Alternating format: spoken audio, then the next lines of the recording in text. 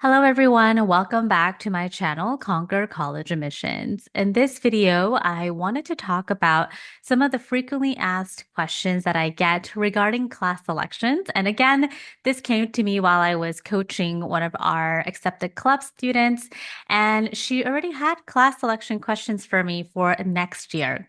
So I know some high schools, they'll get started on this process pretty quickly, and I know some will try to get to it in the spring of next year. But regardless, I thought that I would record a video of the frequently asked questions regarding classes. So let's go ahead and get started. And before we get started with today's topic, I wanted to let you know that I have a college counseling program called the Accepted Club. This is our 1 year college counseling program. And what's included is two group sessions per month throughout the year to get your individualized questions. You also get unlimited email support from me and my counselors.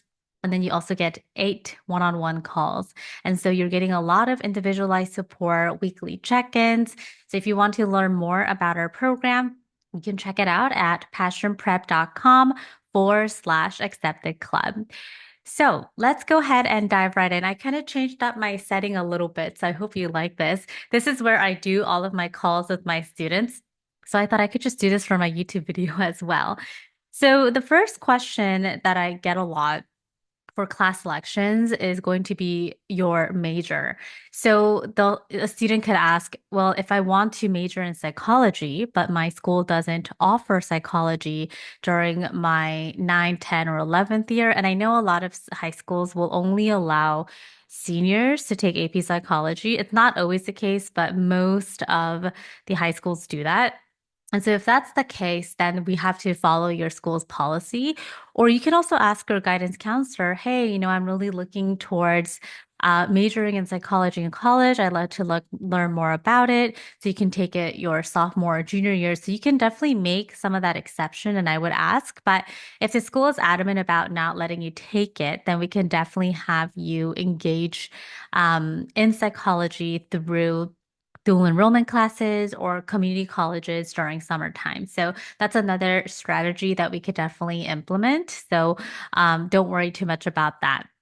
And with like other majors too. So like if you're trying to major in biology and you are not really taking AP biology, that's a little bit concerning and colleges will point that out. So if that is your major, you want to show both two things. Number one, that you are taking the rigorous version of bio. And then number two, you're getting an A in that class. That's going to be really important. And this is why identifying your academic interest earlier on is so important because um, if that part is not really there, then it's hard for us to make, decisions after that. So the next question is about English. Some STEM students like engineering, computer science, pre-med, um, those students will say something like, well, I'm not going to major in humanities or English, so do I need to take honors or APs? And the answer is yes, a million times, because colleges look at your English classes very carefully. So what are they looking for? Number one, 4 years of English at your high school. And if the school offers honors during ninth or 10th grade, then you want to take that. And then AP Lang and AP Lit. So those four classes are just so, so important. Colleges do want students who are good in reading and writing, just as basic skills. And for example, Brown University, they have an open curriculum, which means you can take whatever classes you want and they call it like a concentration. And so, but even then, in that room of flexibility, Brown wants students to take a couple of units of English, which is really important. So, English is a must. You can't skip it. You can't, if you're aiming for Ivy League and top tier colleges, then you don't want to take regular English classes. Now, the next question is going to be about foreign language. My goodness, when I first get on a call with most of my students, I'm checking their transcript and I'm like, oh my gosh, you only have 1 year of foreign language or 2 years. Like some students will do it for 2 years and they're like, oh my gosh, the third year of Spanish was so difficult for me, so I'm not going to do it anymore. And that's a big no-no.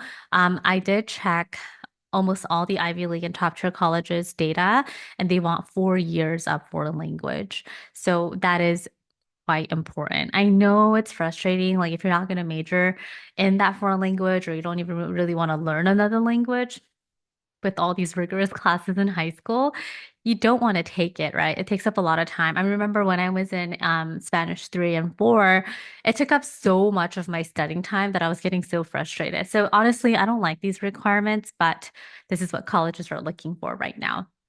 The next question is about math. So with math, some schools will allow you to do placements and before you start the high school, so ninth grade. And that's when you could decide whether you want to take geometry, algebra 2. Some advanced students will take pre-calculus their ninth grade year. So it kind of depends on where you stand. Colleges are not necessarily rewarding you because you've like somehow taken like two math classes that are really rigorous in the beginning of ninth and 10th grade year. Like it's really not about that.